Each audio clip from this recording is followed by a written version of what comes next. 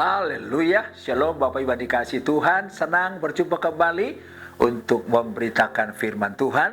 Dan hari ini saya bicara tema yang sangat penting, betapa hebat kuasanya bagi orang percaya.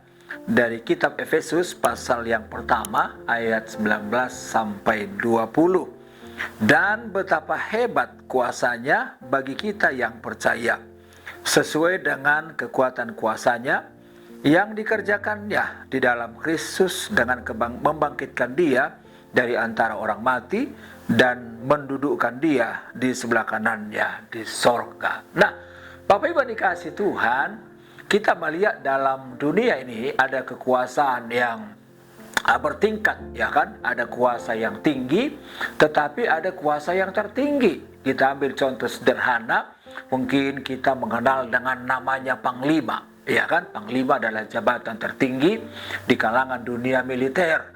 Tetapi masih ada yang lebih tinggi dari Panglima, yaitu Presiden. Karena Presiden adalah Panglima tertinggi.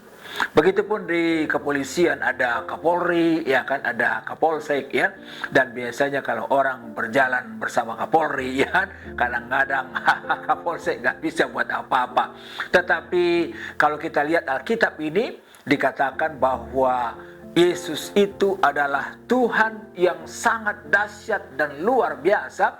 Kenapa? Karena Tuhan membangkitkan Yesus, ya kan, dari antara orang mati, dan dia Tuhan yang berkuasa. Dari mana kita tahu? Karena Paulus menyaksikan dalam proses ketika dia perjalanan ke Damsyik, ingin membunuh, menangkap orang-orang percaya, lalu dia menyaksikan bahwa dia melihat sinar dari sorga, lalu terdengar suara yang berkata, "Saulus, Saulus, mengapa engkau menganiaya aku?" Saudara yang kasih Tuhan, setelah Paulus mendengar suara itu dan melihat sinar itu, maka Alkitab berkata dia buta selama 3 hari 3 malam. Tetapi luar biasa, ketika dia didoakan, mukjizat terjadi, sehat kembali, membuktikan bahwa Yesus adalah Tuhan yang Maha Kuasa. Dan Alkitab juga mencatat yang kita baca, bahwa Yesus itu yang telah naik ke sorga dan duduk di sebelah kanan Allah Bapa, lalu memerintah sebagai Tuhan dan Raja.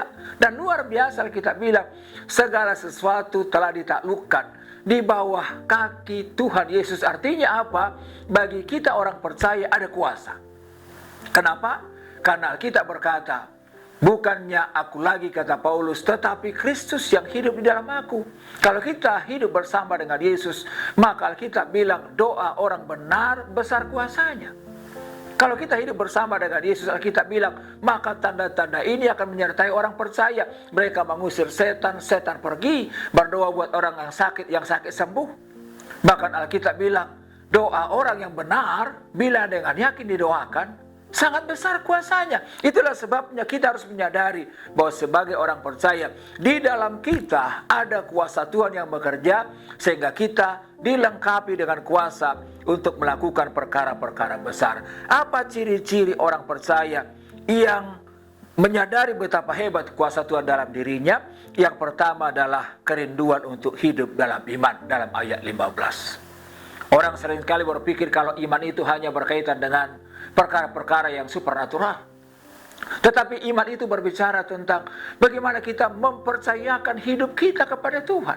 Iya kan? Orang beriman bukan hanya dilihat dari hebatnya pujian dan penyembahannya, tetapi orang beriman dilihat dari bagaimana dia mempercayakan seluruh hidupnya kepada Tuhan, mentaati firman Tuhan tanpa syarat. Walaupun dia punya penderitaan, walaupun dia mengalami tantangan karena Tuhan, tetapi dia tetap setia. Yang kedua, apa ciri-ciri orang yang menyadari betapa hebat kuasa Tuhan dalam dirinya? Yang kedua adalah kerinduan untuk hidup dalam kasih, dalam ayat 15. Salah satu tragedi dalam hidup ini adalah orang berkata Tuhan itu kasih, tapi hidupnya nggak memancarkan kasih. Padahal kalau kita sadar Yesus ada dalam hati kita, dan dia adalah kasih, maka otomatis kasih Tuhan ada terpancar dalam hidup kita.